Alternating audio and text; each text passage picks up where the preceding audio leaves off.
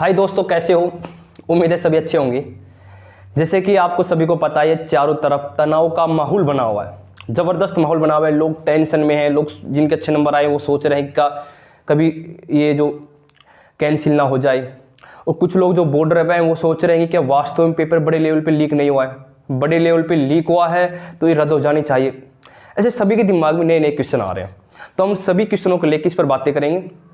इसलिए आप वीडियो को बिना स्किप किए लास्ट तक जरूर देखें। तो देखो, सबसे पहले हम बात करते हैं पेपर लीक की। ठीक है, पेपर लीक किस लेवल पे हो सकता है, या पेपर कैंसिल होता है तो किस किस कंडीशन में पेपर कैंसिल हो सकता है। तो यदि देखो, सबसे जो पहली कंडीशन है, देखो दो ही कंडीशन ऐसी दो ही कंडीशन है जिसमें रीट पेपर को रद्द किया जा सकता है। पहली कंडीशन ये कि आपको पता है कि जो अपना जो रीट पेपर जो लीक हुआ है उसको लेकर जो जांच कर रही है वो एसओजी कर रही है। यदि एसओजी अपनी जांच में 200 प्लस स्टूडेंट्स को अरेस्ट कर लेती है और ये बात मानती है कि हाँ, ये पेपर 200 प्लस के पास गया है, देखो रियलिटी में तो 2000 प्लस के पास गया है, लेकिन उनमें से पकड़ना है कि पकड़ती कितने को है।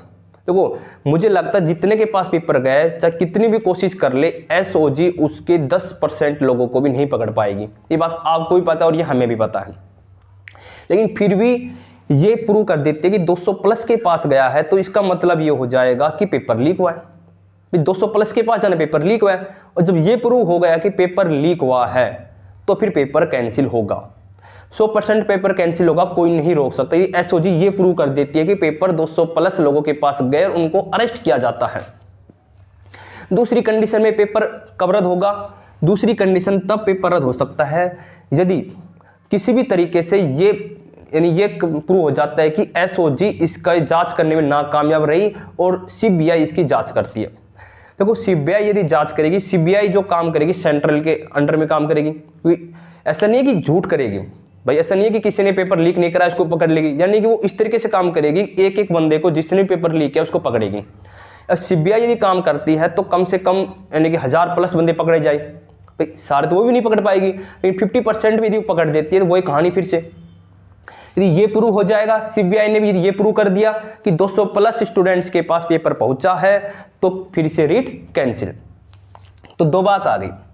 पहली बात, कंडीशन में रीट 100% कैंसिल कब होगी? यदि एसओजी यदि 200 प्लस स्टूडेंट्स का खुलासा कर देती है। सेकंड में यदि सीबीआई की जांच हो गई तो समझ लो रीट फिर कैंसिल ही होनी है।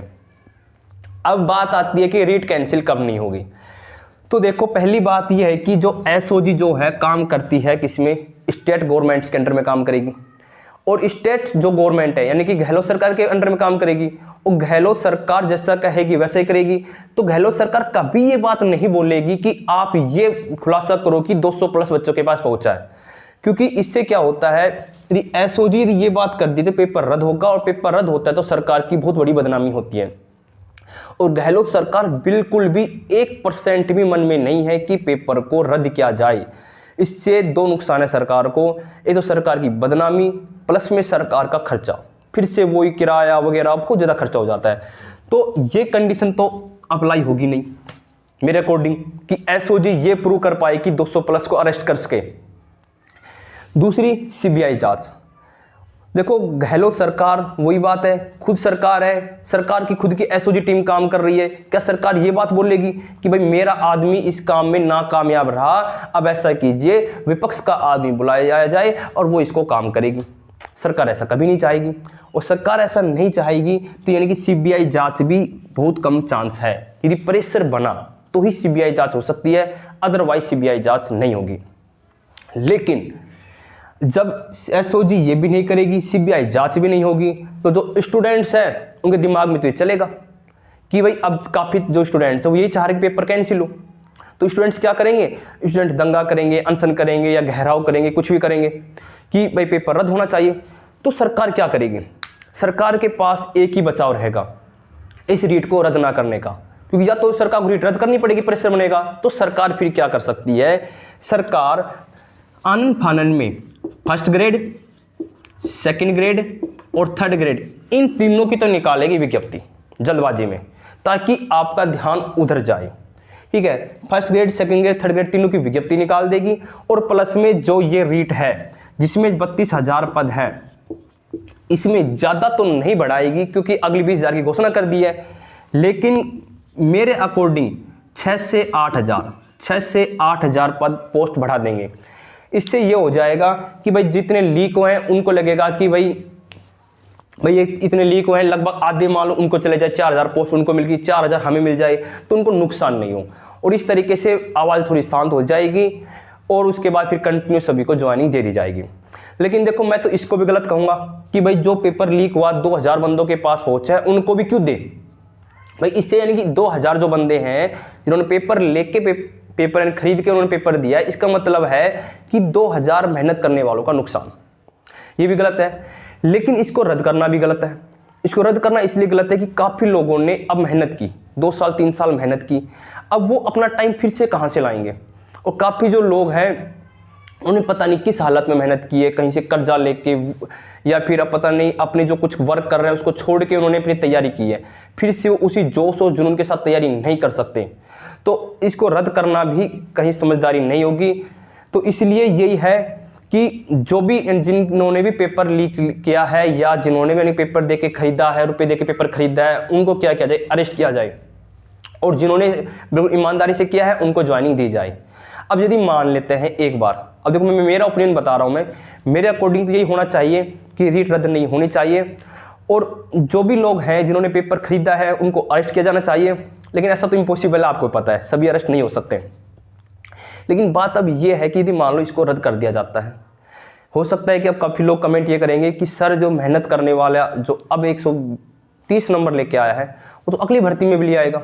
चलो अच्छी बात है, वो ले आएगा, लेकिन इसकी क्या गारंटी है कि अगली बार फिर से भर्ती की जाएगी तो फिर से लीक नहीं होगा। लीक तो फिर से भी हो सकता है, ठीक है। क्या फिर से लीक हुआ, वो बंदे ने जिसने मान लो पहले 2 साल मेहनत की, ठीक है, अब की बार वो फिर से मेहनत ये करके आया, चलो 2 साल की तो अब की बार 6 महीने और सही, फिर से लीक हो जाएगा, फिर वही दंगे होंगे, फिर वही सारी कहानी होगी, फिर बोले रद्द हो। तो रद्द करना समझदारी नहीं है। जो भी इसमें एक भी जो इसमें लिप्त है इसमें उसको अरेस्ट किया जाए और उसको यानी कि इसका पेपर निरस्त किया जाए और बाकी जो जिन्होंने ईमानदारी से किया है उनको ज्वाइनिंग दी जाए।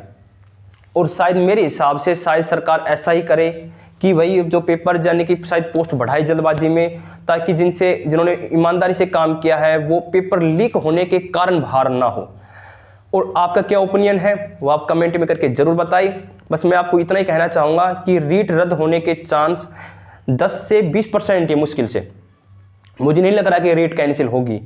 तो आप बिल्कुल ना डरे और वो भी ना डरे कि जिसको ये लग रहा है जिसके नंबर 110 आए हैं वो ये सोच रहा है कि पेपर रद्द हो जाए तो पोस्ट बढ़ जाएगी तो हम अगली बार अच्छे से कर लेंगे। वो अपनी मेहनत करे, 110 नंबर आए, अगली बार उसका ज़रूर सिलेक्शन होगा। Thank you. यदि वीडियो आपको हमारी पसंद आई हो तो आप लाइक करें, कमेंट करें और दोस्तों को शेयर करें। Thank you.